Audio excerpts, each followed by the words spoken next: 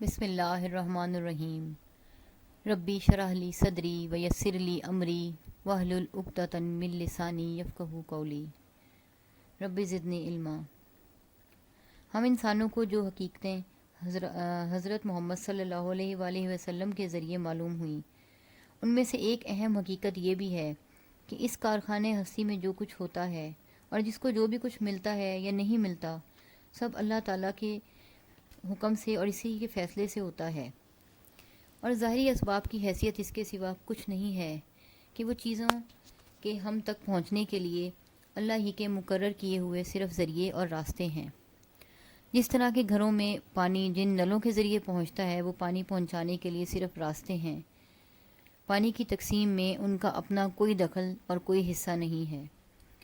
اسی طرح عالم وجود میں کار فرمائی اسباب کی بالکل نہیں ہے، بلکہ کار فرما اور مؤثر صرف اللہ تعالیٰ کی ذات اور اس کا حکم ہے۔ اس حقیقت پر دل سے یقین کر کے اپنے تمام مقاصد اور اپنے کاموں میں صرف اللہ تعالیٰ کی ذات پر اعتماد اور بھروسہ کرنا، اسی سے لو لگانا، اس کی قدرت اور اسی کے کرم پر نظر رکھنا، اسی سے امید یا خوف ہونا اور اسی سے دعا کرنا، بس اسی طرز عمل کا نام دین کی اصطلاح میں توکل ہے۔ توکل کی اصل حقیقت بس اتنی ہی ہے۔ ظاہری اسباب و تدارک کا ترک کر دینا یہ توکل کے لیے لازم نہیں ہے۔ حضرت محمد مصطفیٰ صلی اللہ علیہ وآلہ وسلم اور آپ کے صحابہ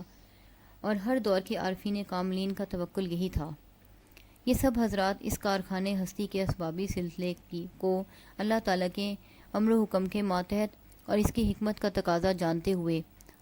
عام حالات میں اسباب کا بھی استعمال کرتے تھے،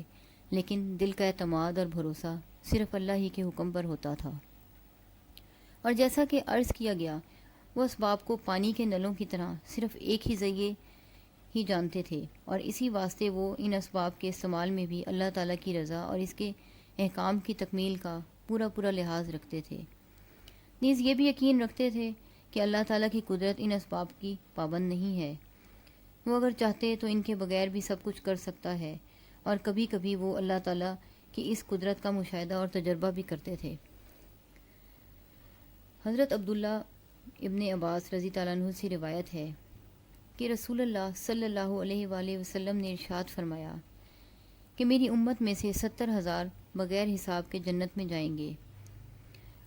وہ بندگان خدا ہوں گے جو منتر نہیں کراتے اور شگون بد نہیں لیتے اور اپنے پروردگار پر توکل کرتے ہیں۔ حضرت عمر بن خطاب رضی اللہ عنہ سے روایت ہے کہ میں نے رسول اللہ صلی اللہ علیہ وآلہ وسلم سے سنا، آپ ارشاد فرماتے تھے کہ اگر تم لوگ اللہ پر ایسا توکل اور اعتماد کرو جیسا کہ اس پر توکل کرنے کا حق ہے، تو تم کو وہ اس طرح روزی دے جس طرح کے پرندوں کو دیتا ہے۔ وہ صبح کو بھوکے اپنے آشیانوں سے نکلتے ہیں اور شام کو پیٹ بھرے واپس آتے ہیں۔ حضرت عمرو بن عاص سے روایت ہے کہ رسول اللہ صلی اللہ علیہ وآلہ وسلم نے فرمایا کہ آدمی کے دل کے لیے ہر میدان میں ایک شاخ ہے، یعنی ہر میدان میں آدمی کے دل کی خواہشیں پھیلی ہوئی ہیں۔ بس جو آدمی اپنے دل کو ان سب شاخوں اور خواہشوں میں لگا دے گا اور فکر کے گھوڑے ہر طرف دوڑائے گا، تو اللہ کو پرواہ نہ ہوگی کہ کس وادی اور کس میدان میں اس کی ہلاکت ہو۔ اور جو آدمی اللہ پر بھروسہ کرے اور اپنی حاجتیں اس کے سپرد کر دے اور اپنی زندگی کو اس کے تابع فرما دے، تو اللہ تعالیٰ اس کی ساری ضرورتوں کے لیے کفایت کرے گا اور اس کے دل کو اطمینان و سکون کی دولت نصیب ہوگی، جو اس دنیا کی سب سے بڑی دولت ہے۔ حضرت سعد بن رضی اللہ عنہ سے روایت ہے کہ رسول اللہ صلی اللہ علیہ وآلہ وسلم نے ارشاد فرمایا کہ آدمی کی نیک بختی اور خوش نصیبی میں سے یہ بھی ہے کہ اللہ تعالیٰ کی طرف سے اس کے لیے جو فیصلہ ہو وہ اسی پر راضی رہے،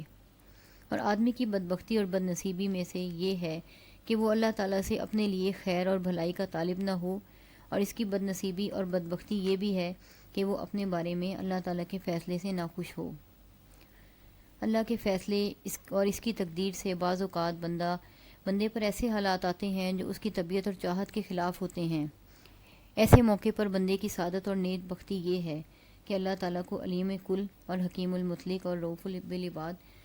یقین کرتے ہوئے اسی کے فیصلے پر راضی رہے، اللہ تعالی ہم سب کو اپنے فیصلوں پر راضی رہنے کی توفیق عطا فرمائے، آمین۔